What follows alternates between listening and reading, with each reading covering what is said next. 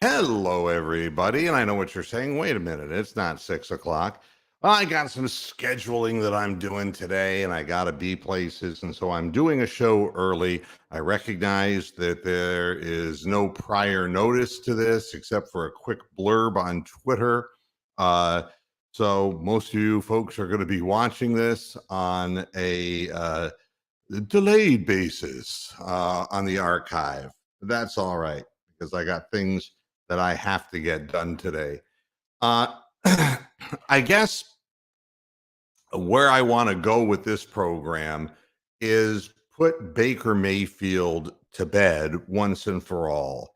I think that everybody knows how I have felt about this while he was playing for the Browns, then when he wasn't going to play for the Browns, and now the final chapter, which was his podcast. And what I have to say is this. There comes a point in your life where you have to grow up and you have to acknowledge the way that the world works. You may not like the way that the world works, but it's not going to change for you. The way business works and the way business has always worked, well, the people who own the business make the decisions. That's how and why things go down. And if you're a player or a worker in a business and you don't like the way things work, you won't be working there for very long. Baker Mayfield knew once the Cleveland Browns did not extend him and took a look at the possibilities of getting Deshaun Watson, regardless of Deshaun Watson's legal situation, he knew then, and he was hurt, and he felt that the team turned on him. We know all that. And I think everybody who listens to this program, who's ever been fired, would feel a very similar way. And sometimes when I was fired, I would look at what happened to the radio stations that fired me and watch them fall apart in their sales departments and their revenue generation. Still did make me feel better because the way that they fired me didn't go down well with me. And I felt that they didn't need a certain story to get the job done when they had the muscle. They determined they were done with me. They were done with me. Now, after all of this, not being traded for, no team stepping up, and there are a multitude of reasons for that. One is that they want the Browns to pay that $18.8 million. They want the Browns to cover all that before they jump out of the woodwork and take a shot at Baker. Two, predicated on any percentage of that money, there are a lot of teams who just have no interest in Baker Mayfield. He's too short, he's too slow, he's coming off injury. These are just facts. This is the way teams look at things. There are a bunch of teams in the NFL who are obviously willing to stay with the Daniel Joneses of the world and stick it out until they can draft a better quarterback than Baker Mayfield, or take a shot at a candidate in the draft who they feel is better than Baker Mayfield. And Baker Mayfield is, at this point, employed, but not for long, and not in the way that he wants to be employed. It was a couple of weeks ago that Baker's wife posted on Instagram that everybody was going to be disappointed because Baker was not going to talk about his personal business on the podcast. But you see, a person who is overly emotional does themselves irreparable harm and damage. It is best for all Browns fans to realize that Baker Mayfield has committed a mistake, and a bigger mistake than all the interceptions he threw last year. Bigger mistake than not making reads fast enough in the pocket.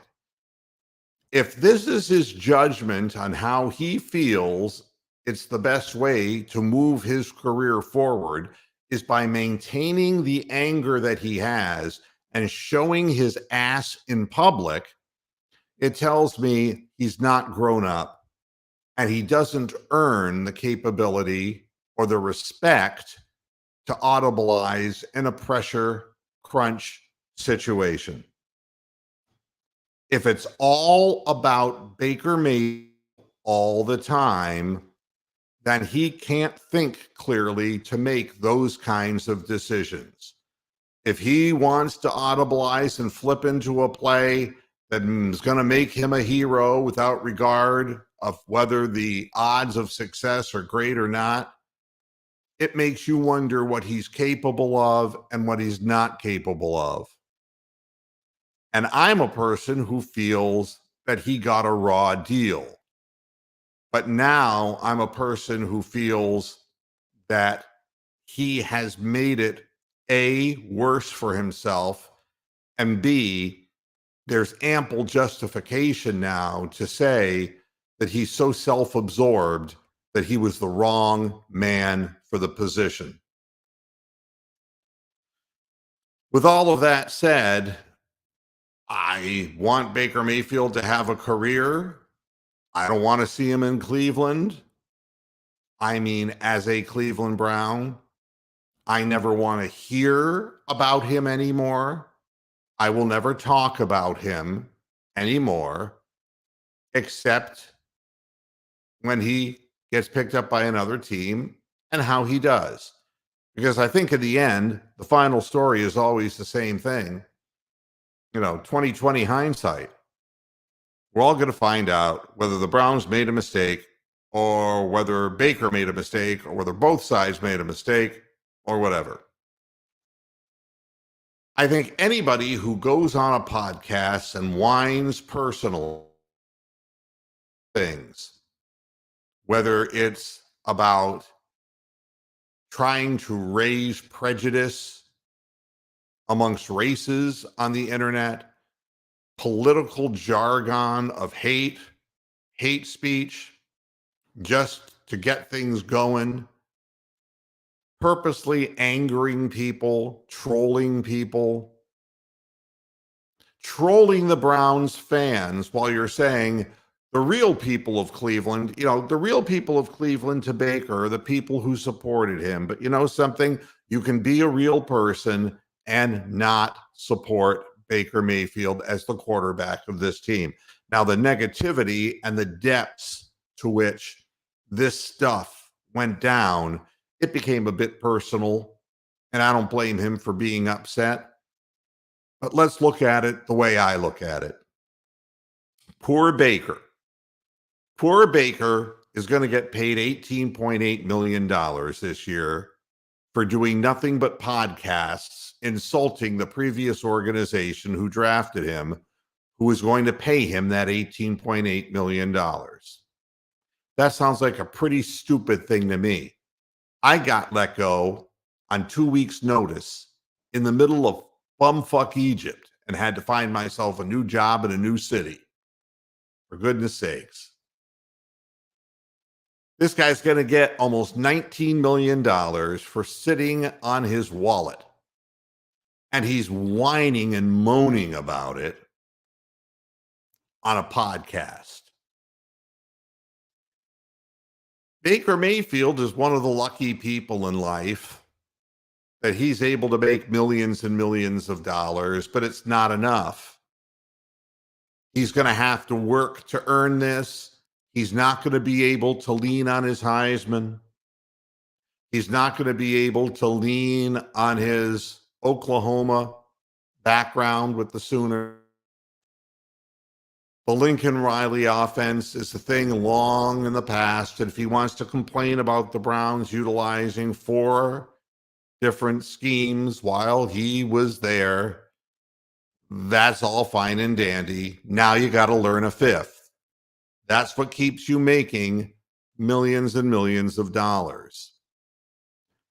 I do not feel sorry for athletes making all of this money. I feel sorry for athletes who don't get medical care for playing a dangerous game that makes owners far more money than the players are making.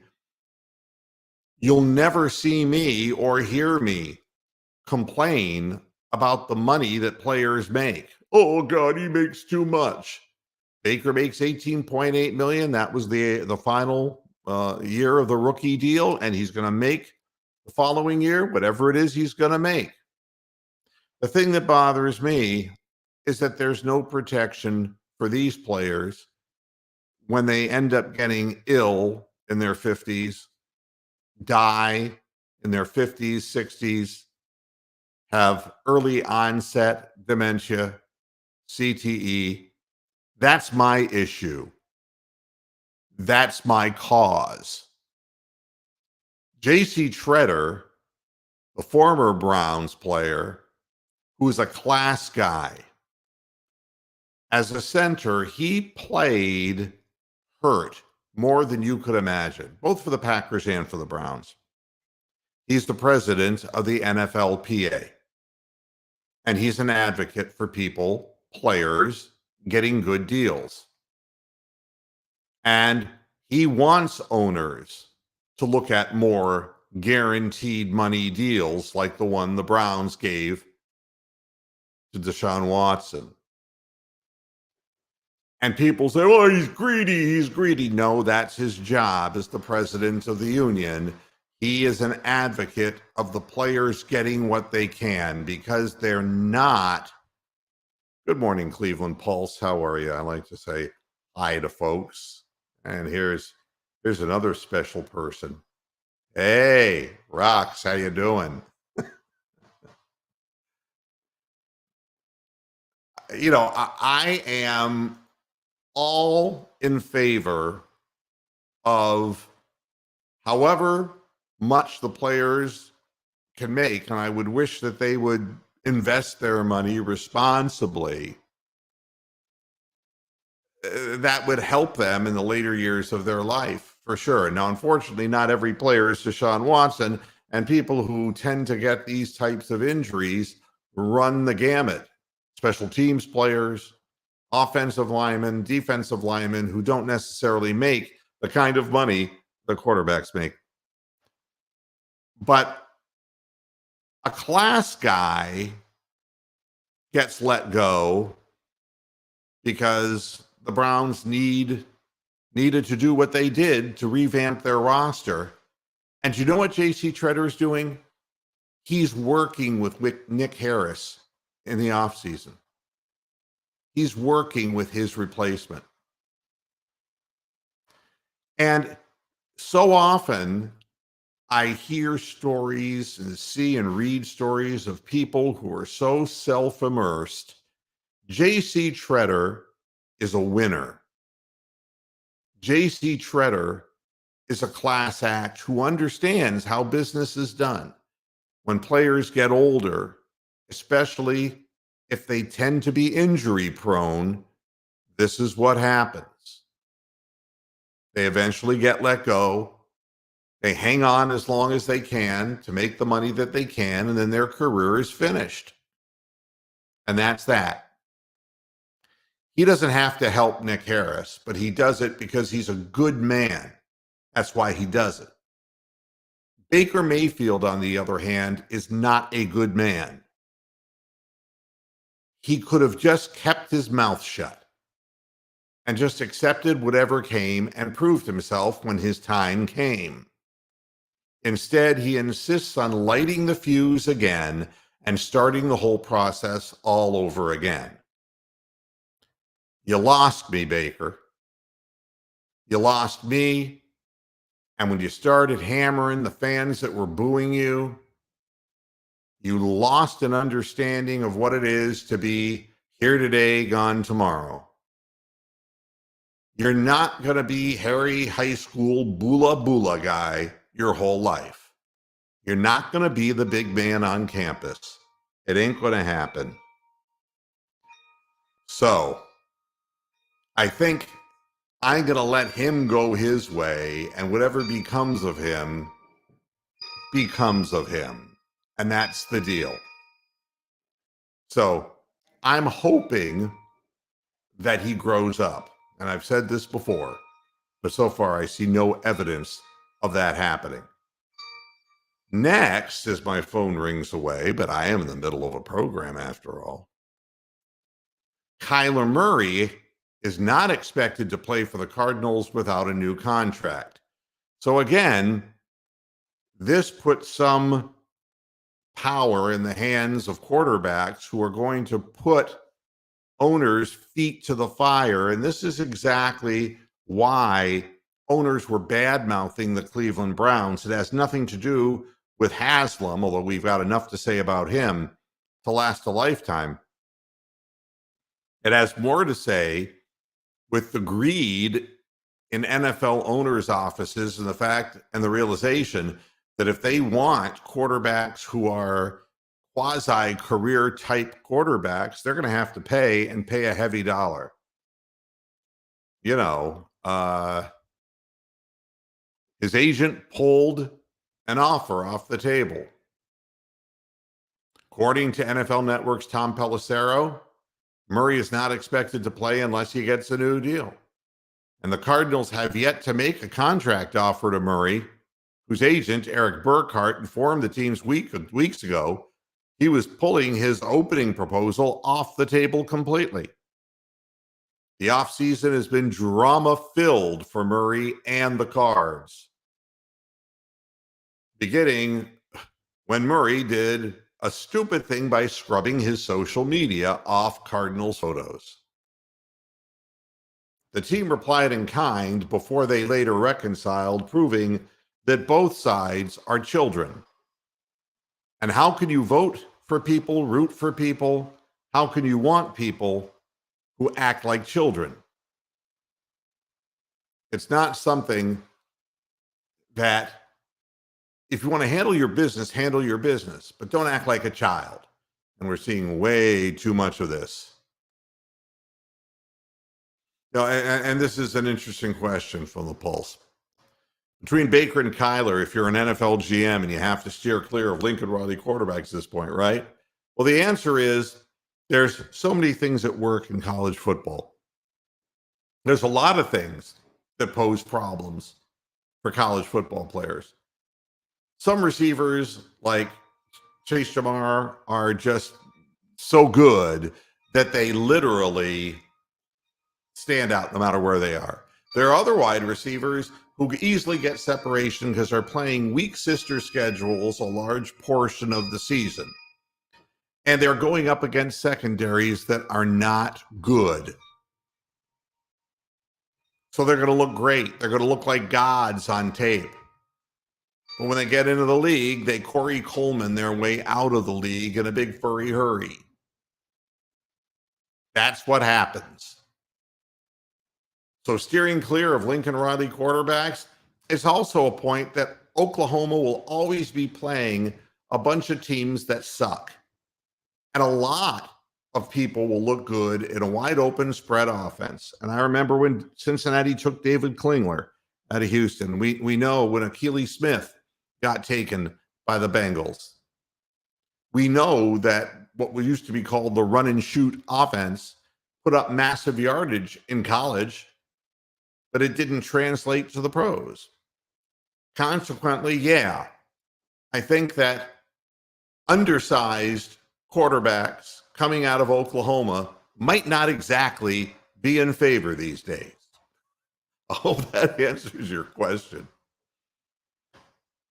And another thing that will invariably rattle the cage of some of the unstable fans out there, of which there is a large contingent of them. Current and former Browns Jarvis Landry, David Njoku, Jakeem Grant, among those working out with Colin Kaepernick in Florida. Now, you see, this will enrage people and will make people start hating these players, especially redneck race baiters. Not that I'm naming anybody, but just people who go ballistic when they hear the name Kaepernick. The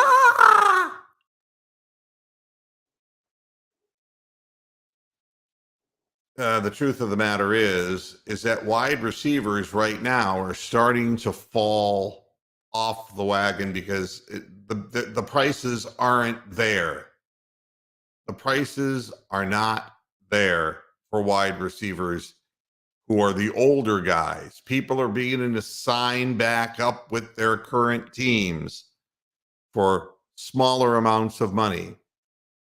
Jarvis Landry has not gotten a deal. He would have taken it by now if he had. And that is always going to be the disparity of the way things work in the NFL. Njoku wanted to stay in Cleveland. I think Jarvis Landry will stay in Cleveland, but it's a bitter pill to swallow when you have good years behind you, but ahead of you, that nobody's going to pay you the way you deserve to get paid based on your performance over the previous years. But I thought it was interesting. I just wonder, in the Republican cancel culture, oh yes, because we live in an entire cancel culture. It ain't just one side, folks. It's an entire cancel culture. We'll see if Jarvis Landry, David Njoku, and Jakeem Grant take shit for working out with Colin Kaepernick. Kaepernick. And it means absolutely nothing, except maybe they believe that he has a reason and a right to play in the NFL like I do. It's nice to see the guys working out together, too. And I'm hoping that we can find a way to bring Jarvis Landry back because he's a good teammate. He doesn't bitch about too much. He plays through things, and he gave his best effort to the Cleveland Browns. And we know how hurt he was, and we didn't have to hear about it after every game.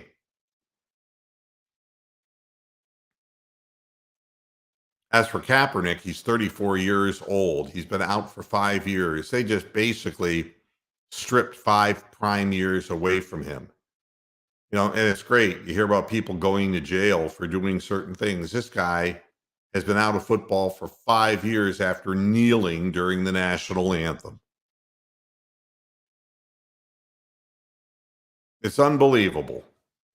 Yet other people can do crazy things like Josh Gordon, and nobody will blackball them. They just keep coming back. Absolutely amazing. The other thing I find so funny is if you really want to hurt somebody and punish somebody, the way you punish somebody is doing what the NFL did to Colin Kaepernick, just blackballing him. But telling Will Smith that he doesn't have to attend the Academy Awards for 10 years, Jesus Christ, I can't stay awake watching it on television. That's not a punishment. Take his fucking Oscar away from him. Make him realize that you can't win prestigious prizes and go around slapping people. It does not give you the right to do that.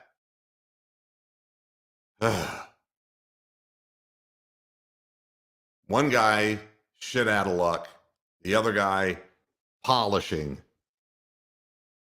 his statue after he struck a man on stage in front of millions and millions of people.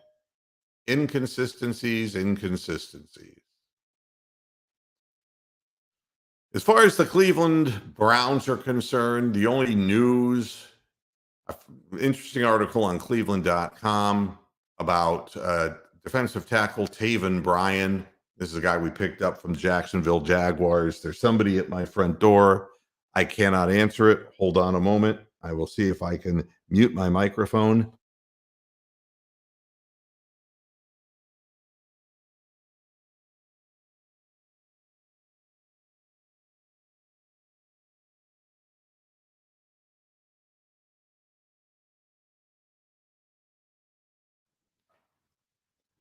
Oh, well. I can only do what I can do. Taven Bryan is a guy who flashed to some degree as a member of the Jacksonville Jaguars. Not that anybody necessarily flashes for very long. I'm sorry, but I'm checking to make sure that I don't have any appointments here that I've forgotten about. All right. He gets off the line of scrimmage exceedingly quickly, and this article really demonstrates it well in pictures. A well put together piece by Lance Riesland for Cleveland.com. He is one of these guys. Charge. He's going to get into the backfield. The problem is he takes a route to get to the backfield that leaves gaps in the offensive line in front of him. And what the hell good is that if he can't play within a scheme? The Cleveland Browns are hoping they can use his unusually quick first step off the line and teach him to read situations better so that he can be a part-time lineman who does a good job in disrupting the backfield, but not giving up two gaps, which is what he was doing in Jacksonville. He only played 31% of his snaps last year. I think that Browns fans know that we need somebody who can penetrate the line of scrimmage, but not just run at people on a straight line and abdicate blocking responsibilities behind them. I just found it an interesting article. When you're going for defensive tackle and defensive line help, you have your edges, and somebody just keeps. I'm sorry, I have to go and get this. I'm sorry, I will be back. I don't know why nobody's helping.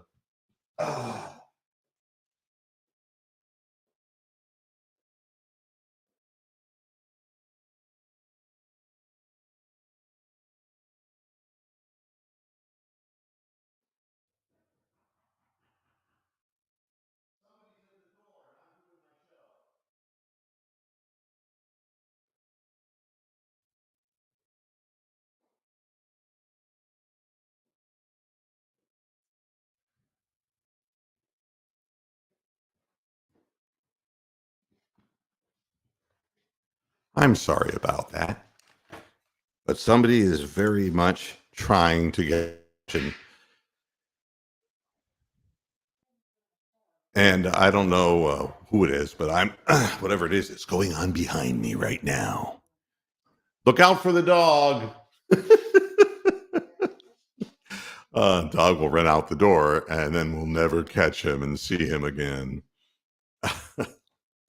All right. So the having defensive linemen is an important thing, and I don't know what's going on behind me. Looks like I picked the wrong time to do a podcast. Grand Central Station. But we're looking for an additional edge, and there's still no movement on Clowney, and I have no idea what's going on with that. Nothing much is happening.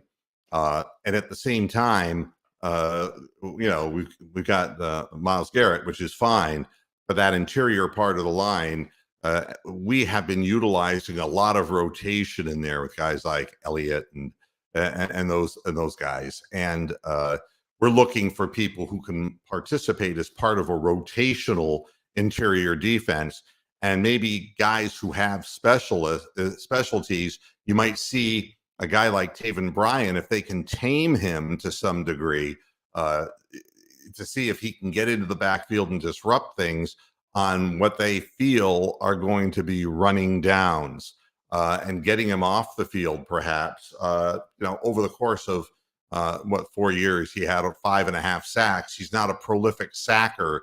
He has just got an extremely quick step off the line of scrimmage. Today's greatest significance is that it's the Cavaliers' last stand, and I wanted to talk about that too. The Cleveland Cavaliers have a nationally televised ESPN, what could and probably will be the final game of the season against the hot and raging Atlanta Hawks. And this is the last dance. God, I sound like Donna Summer. This is the last opportunity for the Cleveland Cavaliers to get into the real playoffs. They did what they could against the Nets, but the pattern keeps emerging that we come out without any real motivation. We fall behind and we play catch up for the rest of these games. And we had some runs against Brooklyn. And the fact is, Brooklyn gives up points. It's one of the reasons why, you're going to find a night when Brown isn't hitting his shots. You're going to find, games where, besides Durant and Kyrie Irving, that they're not going to get the kind of point totals. And against the Cavaliers, it was really the Kyrie and Durant show. Kyrie really, really put it to us. And with the experience he has, we get that. The problem for the Cavaliers is they fall into a hole. And he keeps, JB Bickerstaff keeps on changing the starting lineup, and it doesn't change. It's just, the insertion of Karis LeVert into the lineup is like, the insertion of a dick up my ass. It doesn't feel good, and it doesn't look good either. I think Karis LeVert is a guy that the front office swung and missed on. They gave up draft picks, and they found a guy who, in my estimation, does not shoot well. He does not finish well at the rim. He does not move his feet well on defense. The only defense he plays is passing lane defense, and he does not block out men to help get rebounds. 6 frame. He does not play longer than his 6'6" frame. And when you have him who stands around going like this, and if I see him do it one more time, I'm gonna go TV and blow the fucking panel out. It's like, give me the ball, I'm here. Yeah, you only make 33% of your goddamn 3-point shot. No, I'm here. Give me the ball. Then you got Isaac Okoro, who just disappeared against the Nets. I mean, the funny thing was, right after the Nets game, his picture appeared on a milk carton. I don't know about you, but I didn't see him. 0 points. He did nothing. He had no assists. He had 1 rebound, and they yanked him after 12 minutes because it was like, what good is he? He stands in the corner, and the other team say, go ahead and shoot it. You'll miss it. And he'll have a few games where he starts shooting it well from the corner, and then he'll have just as many or more games where they're just line drives that clank off the rim. I don't know. He's our defensive specialist. We surely didn't lay much of a body on Kyrie Irving. They got him the hell out of there after 12 minutes. What does that tell you about Isaac Okoro? What it tells me about the Cavaliers is that we have an injured Jared Allen who says he's going to try to play. No promises here. He has a fractured finger. They've taken the splint off. He's still in a lot of discomfort, but he's taken one for the team. And the only thing I can at is 1970 Willis Reed, New York Knicks. Look it up. Look at the video. When Willis came out of the locker room when he was expected not to play because he had sprained his knee and he was all taped up, and he came trotting out of the locker room, and Madison Square Garden went ballistic, went nuts in a Game 7 that the Knicks won over the Lakers with Wilt Chamberlain. And Willis Reed came out and hit his first 2 shots, and the place was Al Pacino, on fire.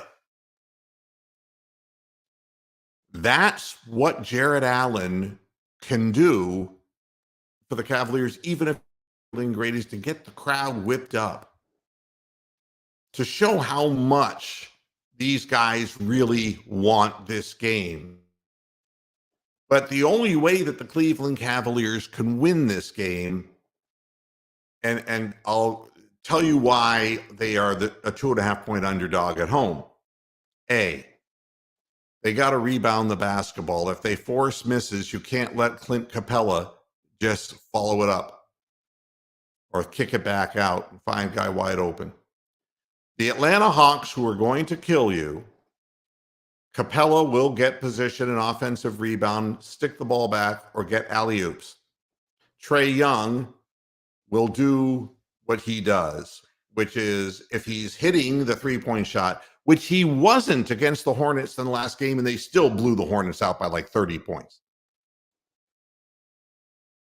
He will go into the paint and he'll throw the alley-oop to Capella, or he'll put up the floater, or somebody will breathe on him and he will get to the free throw line, or the worst scenario, he just will start throwing up three-point shots and they'll be dropping because they weren't very much against Charlotte, and he's due.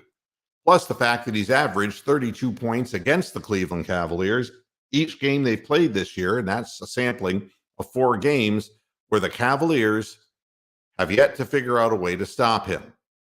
I'll tell you something else. Herter, the guy who is their three-point shooter, is a Kyle Korver-esque guy, and if you follow Trae Young with 2 men, they'll find Herter open, and he will make the shot every fucking time. Every fucking time. That's a legitimate, big-time three-point shooter and scorer. And he can fake you off the three-point line and hit the mid-range as well. So they got that. We, on the other hand, have Darius Garland. They're running half the team at, and they're coagulating and congesting the middle. Who does he have to throw the ball to? Well, I mean, obviously not Moses Brown. Moses led people to the promised land, but not Moses Brown, okay? He's done as well as could be expected given the circumstances that he's in. People are just saying, go ahead and take the floater at this point to Darius, because they're going to drop 3 men into the paint and grab at the ball. And if they grab at the ball and get a piece of his arm, he won't get the call anyway. Believe me, the NBA wants Trae Young and the Hawks to win this game. It will be the Hawks, not the Cavaliers, who get all the free throws. We've been there and done. So am I saying that Cavs have no chance of winning? The only way they can win is this way. If they're going to give 25 plus points to Garland, if he can get them, they're going to make him work for it. We also need at least 16 points from Kevin Love. We need at least 16 to 18 points from Evan Mobley. We need 12 points, and these are moderate guesstimates, from Jarrett Allen. We need Isaac Okoro to go to the basket and score 10 to 12 points. Can't be shut out on the floor. Karis LeVert, who I have real doubts, honestly, whether LeVert is capable of delivering, but I would bring him off the bench. I would not start him because I don't think that that's the way the team gets into a flow. He's got to come off the bench, and he's got to score about 14 points off the bench. What you're hearing me say is a lot of people are going to have to contribute to all of this. We also have an old backup point guard in Rajon Rondo, who I personally don't think is up to playing at the speed of NBA standards anymore. He is unable to drive around his man.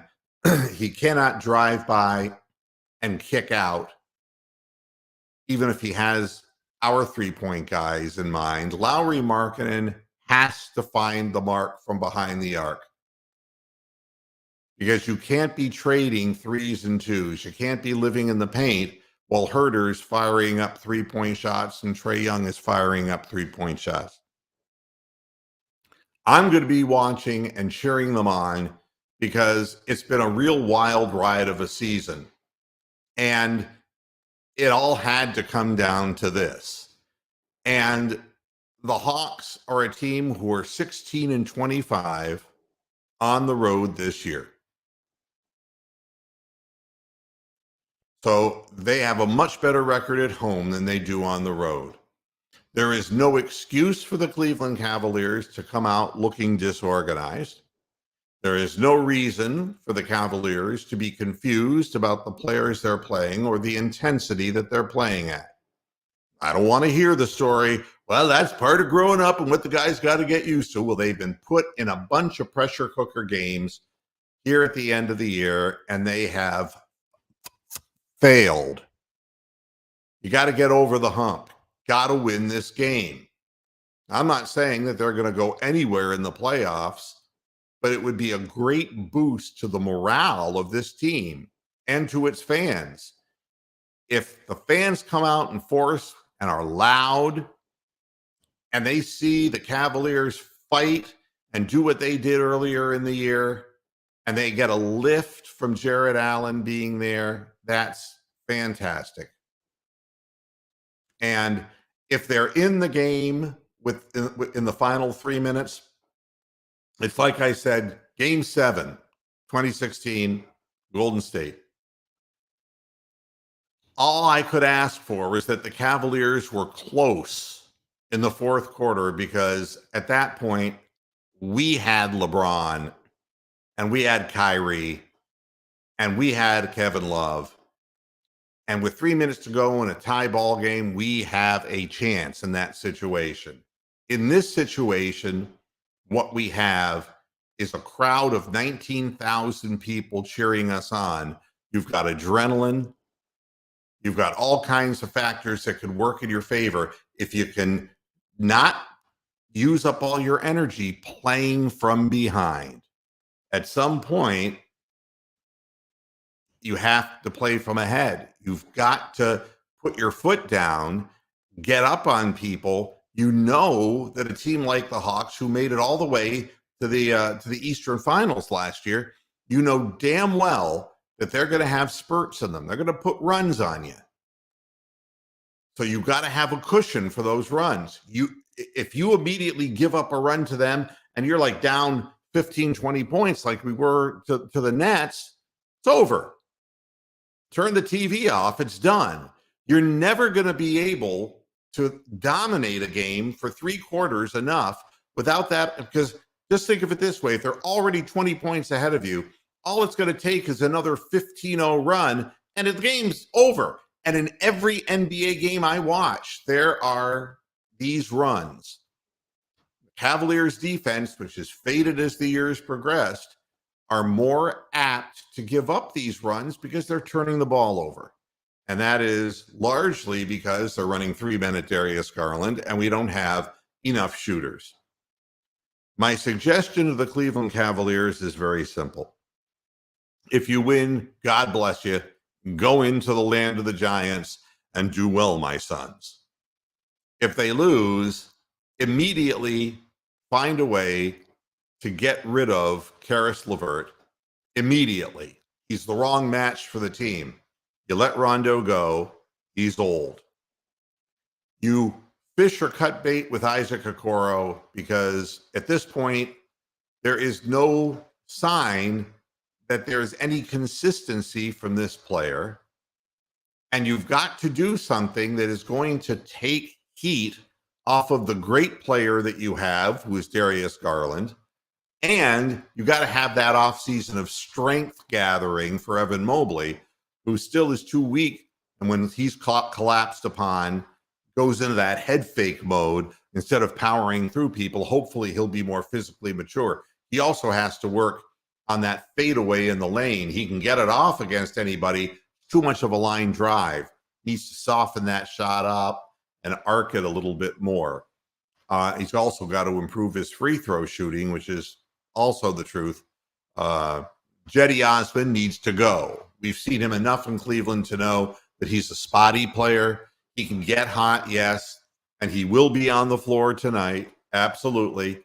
But what you get can vary wildly, because when he is not hot as a pistol hitting 3-point shots, he's nowhere to be found on the defensive side. One of the worst help side defenders I've ever seen. And he's not smart. And he always looks like he's upset at somebody else when he's the one who sharded. So it's going to be a tough one. I want to cheer for the Cavaliers. I want to say the Cavaliers are going to win. So I'm going to say that it ain't going to be the low-scoring game that people say that it needs to be for the Cavaliers to win. I'm going to say that the Cavaliers will win 100 and what should we call it?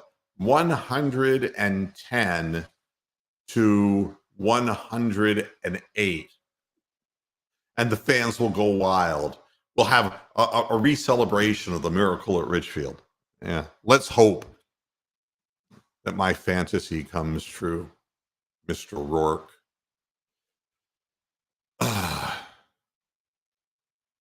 Let's see if there's anything else. Oh, I thought this was interesting, the business of football.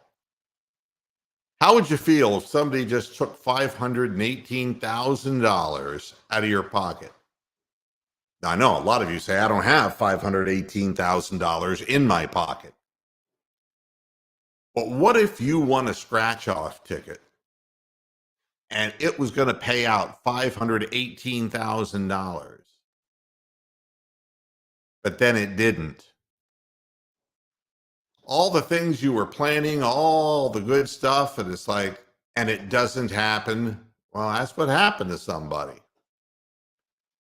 If you remember, the last final touchdown pass thrown by Tom Brady, it was really kind of interesting. Somebody got their hands on that ball, and that ball they were going to put up to auction at $518,000.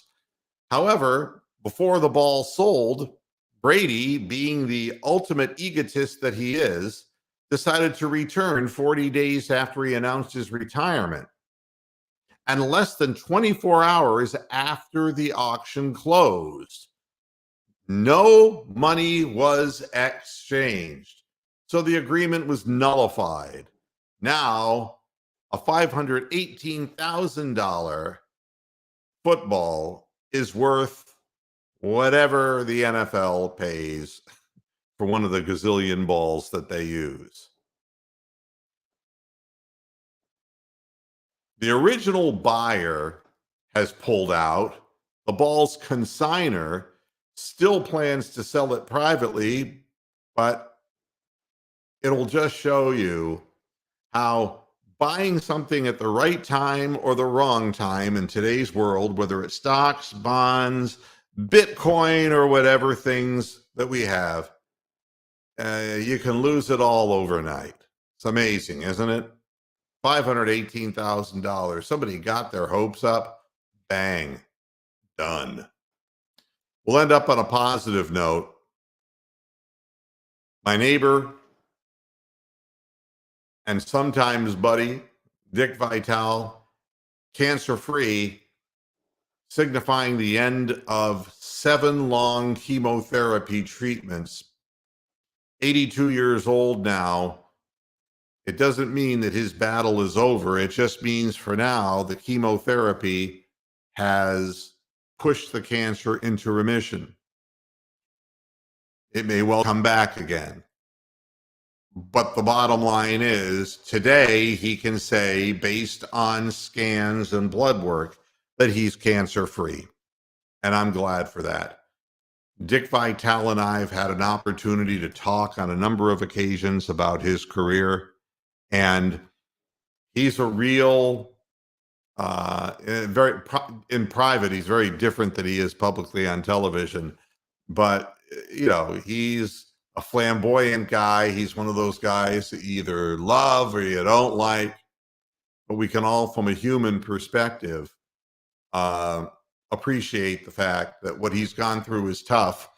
And the fact that he's the one who kept the Jimmy V's, never give up cancer campaign going. And for him now to be battling the disease is sorrowful and somewhat poignant. So I wish him all the best, and I hope that he continues cancer-free. That's it for this edition of Moohead Radio.